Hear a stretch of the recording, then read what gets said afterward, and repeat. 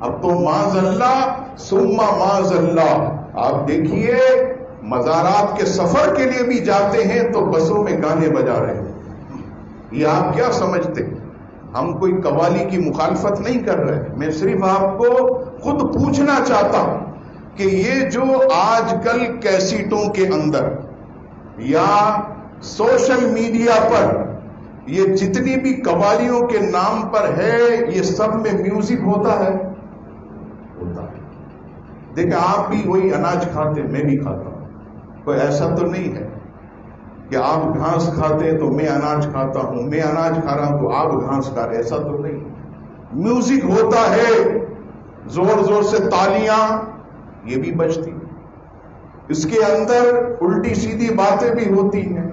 Music سرکار فرماتے سنو، مجھے اللہ نے جو دنیا میں بھیجا ہے اس کا ایک مقصد یہ بھی ہے کہ میں آلات موسیقی کے ٹکڑے ٹکڑے کر دوں، اسے کیا کروں؟ ختم۔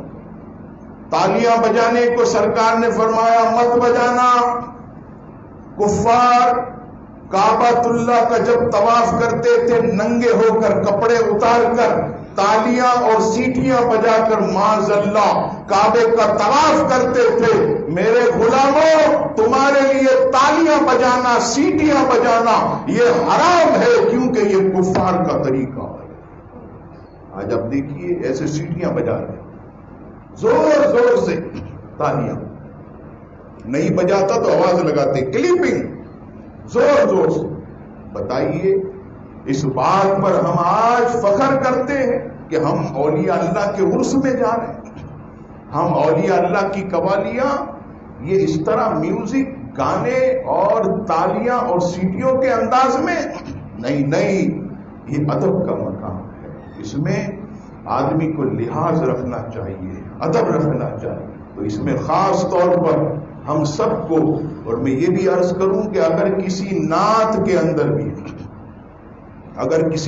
کے اندر بھی ابھی میں نے ایک مفتی صاحب سے رابطہ کیا، ہمارے سنی صحیح العقیدہ، میں نے کہا یہ بعض نعتوں میں میوزک ڈال دیا گیا، تو فرماتے ہیں کہ میوزک حرام، اور پھر حضور کی نعت میں تو ہو سکتا ہے کہ اس طرح نعت پڑھنے والے پر گستاخ رسول کا حکم لگ جائے، حضور کا گستاخ، اس کی نعت کی بے ادبی، پھر سننے والا اور بڑا مجرم۔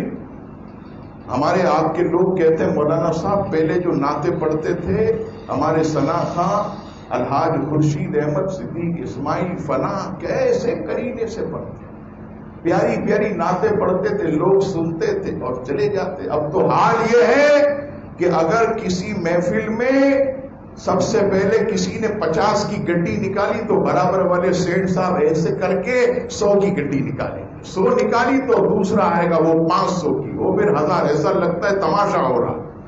یعنی یہاں بتایا جا رہا ہے کہ سب سے بڑا مالدار کون ہے؟ سب سے بڑا وہ ہوتا ہے جو 5000 کی گڈیاں بانٹ رہا ہوتا ہے۔ خدا کا خوف کرو۔ یہ دیکھیے کفار مکہ کیوں برباد ہوئے؟ اسی وجہ سے کہ وہ سرکشی میں بڑھ گئے۔